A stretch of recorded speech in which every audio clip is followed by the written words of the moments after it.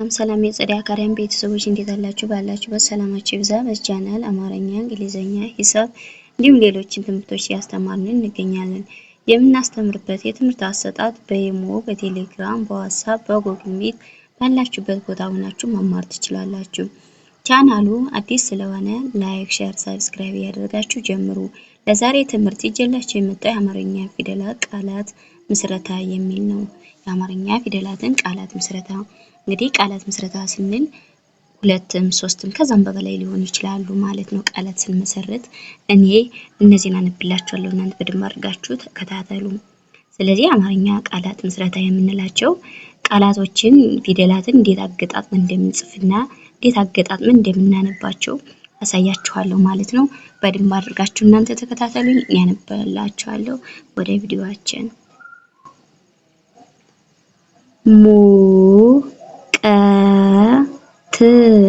ሙቀት ይላል። ባደለ ስናነበው ሙቀት እንግዲህ ሙ ማለት የመቤተሰቡና ሁለተኛ ላይ የምናገኛት ናት።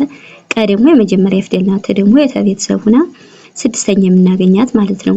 ሙቀት የሚል ቃል እንመሰርታለን ማለት ነው። ወደ ቀጣይ ስንሄድ ጨለማ ይላል። ባደለ ስናነበው ጨለማ እንግዲህ ጨ የመጀመሪያ ፊደል ናት። ለመጀመሪያ ናት ማለት ደግሞ የመቤተሰቡና አራተኛ የምናገኛት ናት ማለት ነው። ጨለማ የሚል ቃል ይመሰርትልናል ማለት ነው። ወደ ቀጣይ ስንሄድ ቀበሌ ለምባድለ ስናነበው ቀበሌ እንግዲህ ቀ የመጀመሪያ ፊደል ናት ብያቸዋለሁ። በየመጀመሪያ ፊደል ናት። ይሄ ደግሞ የለቤተሰቡና አምስተኛ የምናገኛት ማለት ነው። ቀበሌ የሚል ቃል ይመሰርትልናል። ወደ ቀጣይ ስንሄድ ድመት ይላል። ባንድለ ስንል ድመት እንግዲህ የቤተሰቡና ስድስተኛ የምናገኛት ናት ማለት ነው። ደግሞ የመጀመሪያ ፊደል ናት። ደግሞ የቤተሰብ ስድስተኛ የምናገኛት ናት ማለት ነው። ድመት የሚል ቃል ይመሰርትልናል ማለት ነው። ወደ ቀጣይ ስንሄድ ዝናብ ይላል። ባንድለ ስንል ዝናብ እንግዲህ የቤተሰቡን ስድስተኛ ላይ የምናገኘው ነው ማለት ነው። እና ደግሞ የቤተሰብ አራተኛ የምናገኛት ናት ማለት ነው። ደግሞ የቤተሰብ ስድስተኛ የምናገኘው ነው ማለት ነው። ዝናብ የሚል ቃል እንመሰርታለን ማለት ነው። ወደ ቀጣይ ስንሄድ ብርሃን ይላል። ባንድለ ስንል ብርሃን እንግዲህ የቤተሰቡና ስድስተኛ የምናገኛት ናት ብያቸዋለሁ። ደግሞ የቤተሰብ ስድስተኛ ሀ ደግሞ የመጀመሪያ ፊደል ናት ማለት ነው። ደግሞ የቤተሰቡና ስድስተኛ የምናገኛት ናት ማለት ነው። ብርሃን የሚል ቃል እንመሰርታለን ማለት ነው። ወደ ቀጣይ ስንሄድ ቀበሮ ይላል። ባንድለ ስናነበው ቀበሮ እንግዲህ ቀ የመጀመሪያ ፊደል ናት ብያቸዋለሁ። በየመጀመሪያ ሮ ደግሞ የቤተሰብ ሰባተኛ የምናገኛት ናት ማለት ቀበሮ የሚል ቃል ይመሰርትልናል ማለት ነው። ወደ ቀጣይ ስንሄድ ውሻ ይላል። ባንድለ ስናነበው ውሻ እንግዲህ የቤተሰብ ሁለተኛ የምናገኘው ሲሆን ሻ ደግሞ የቤተሰብ አራተኛ የምናገኛት ናት ማለት ነው። ውሻ የሚል ቃል ይመሰርትልናል ማለት ነው። ወደ ቀጣይ ስንሄድ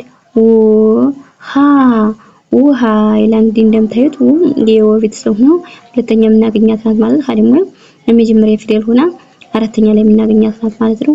ውሃ የሚል ቃል ይመሰርትልናል ማለት ነው። ወደ ቀጣዩ ስንሄድ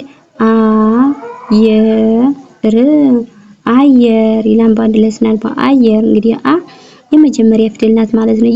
ይሄ የመጀመሪያ ናት ደግሞ የቤተሰቡና ስድስተኛ የምናገኛት ናት ማለት ነው። አየር የሚል ቃል እንመሰርታለን ማለት ነው። ወደ ቀጣዩ ስንሄድ ጦጣ ይላል። ባንድለ ስናነበው ጦጣ እንግዲህ የቤተሰቡና ሰባተኛ የምናገኛት ናት ማለት ነው። ጦጣ ደግሞ የቤተሰቡና አራተኛ የምናገኛት ናት ማለት ነው። ጦጣ የሚል ቃል ይመሰርትልናል ማለት ነው። ወደ ቀጣዩ ስንሄድ ነብር ይላል። ባንድለ ነብር እንግዲህ የመጀመሪያ ፊደል ናት ብያቸዋለሁ። ደግሞ የቤተሰብ ስድስተኛ ላይ የምናገኘው ነው ማለት ነው። ደግሞ የቤተሰብ ስድስተኛ የምናገኛት ናት ማለት ነው። ነብር የሚል ቃል ይመሰርትልናል ማለት ነው። ወደ ቀጣይ ስንሄድ እሳት ይላል። ባንድለ ስናነበው እሳት እንግዲህ የቤተሰቡና ስድስተኛ የምናገኛት ናት ማለት ነው። ሳ ደግሞ የቤተሰብ አራተኛ የምናገኛት ናት ማለት ነው። ደግሞ የቤተሰብ ስድስተኛ የምናገኘው ነው ማለት ነው። እሳት የሚል ቃል እንመሰርታለን ማለት ነው። ወደ ቀጣዩ ስንሄድ ገር ሀገር ይላል። በአንድ ላይ ስናነበው ሀገር እንግዲህ ሀ የመጀመሪያ ፊደል ናት ብያቸዋለሁ። ግን የመጀመሪያ ደግሞ የረ ቤተሰብ ሆና ስድስተኛ የምናገኛት ናት ማለት ነው። ሀገር የሚል ቃል እንመሰርታለን ማለት ነው። ወደ ቀጣዩ ስንሄድ በቅሎ በቅሎ ይላል። በአንድ ላይ ስናነበው በቅሎ እንግዲህ የመጀመሪያ ፊደል ናት። ደግሞ የቀ ቤተሰብ ሆና ስድስተኛ የምናገኛት ናት ማለት ነው።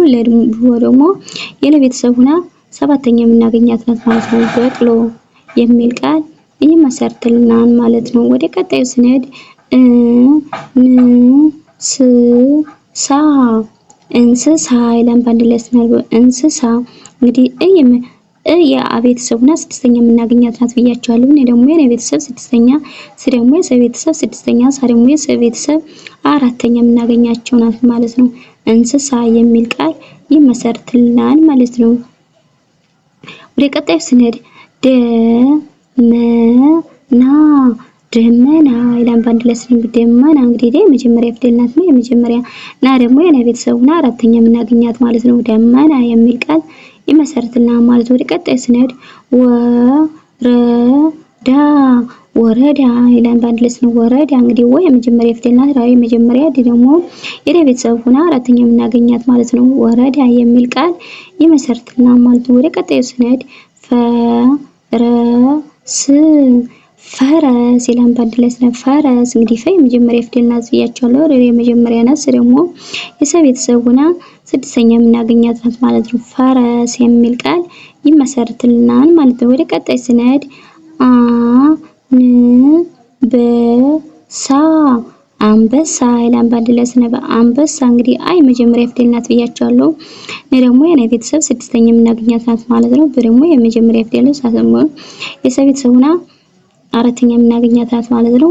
አንበሳ የሚል ቃል ይመሰርትልናል ማለት ነው። ወደ ቀጣይ ስንሄድ ወንዝ ወንዝ ይላል። በአንድ ላይ ስናነበው ወንዝ እንግዲህ ወ የመጀመሪያ ፊደል ናት ብያቸዋለሁ። እኔ ደግሞ የነ ቤተሰብ ሆና ስድስተኛ የምናገኛት ናት ማለት ነው። እዚህ ደግሞ የዘ ቤተሰብ ሆና ስድስተኛ ወንዝ የሚል ቃል ይመሰርትልናል ማለት ነው። ወደ ቀጣይ ስንሄድ ክልል ይላል። በአንድ ላይ ስናነበው ክልል እንግዲህ የከ ቤተሰብ ሆና ስድስተኛ የምናገኛት ናት ማለት ነው። ደግሞ የለ ቤተሰብ ስድስተኛ የምናገኛቸው ናቸው ማለት ነው። ክልል የሚል ቃል ይመሰርትልናል ማለት ነው። ወደ ቀጣይ ስንሄድ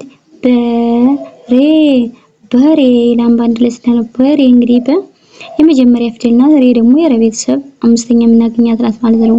በሬ የሚል ቃል ይመሰርትልናል ማለት ነው። ወደ ቀጣይ ስንሄድ አመት ይላል። በአንድ ላይ ስናነበው አመት እንግዲህ አይ መጀመሪያ ፊደል ናት ብያቸዋለሁ። የመጀመሪያ ናት። ደግሞ የተ ቤተሰብ ሆና ስድስተኛ የምናገኛት ናት ማለት ነው። አመት የሚል ቃል ይመሰርትልናል ማለት ነው። ወደ ቀጣይ ስንሄድ ባህር ይላል። በአንድ ላይ ስናነበው ባህር እንግዲህ የበ ቤተሰብ ሆና አራተኛ የምናገኛት ናት ማለት ነው። ደግሞ የሀ ቤተሰብ ሆና ስድስተኛ የምናገኛት፣ ደግሞ የረ ቤተሰብ ስድስተኛ የምናገኛት ናት ማለት ነው። ባህር የሚል ቃል እንመሰርታለን ማለት ነው። ወደ ቀጣዩ ስንሄድ